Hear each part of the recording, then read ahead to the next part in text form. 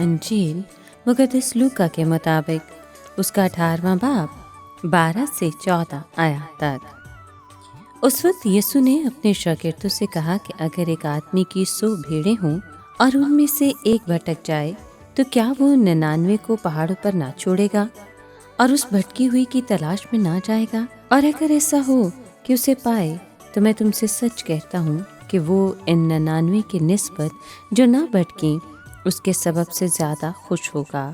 इसी तरह तुम्हारा बाप जो आसमान पर है नहीं चाहता कि इन छोटों में से एक भी हलाक हो। पाक कलाम के पढ़े और सुने जाने पर खुदावंद की बरकत हो। खुदा का शुक्र हो।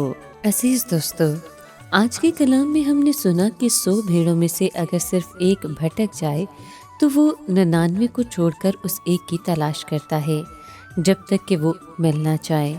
और उस एक के मिल जाने पर गडरिए को जो खुशी होती है उससे हमें ये सबक मिलता है कि इन छोटों की इज्जत और कदर करें क्योंकि ये उसके हैं।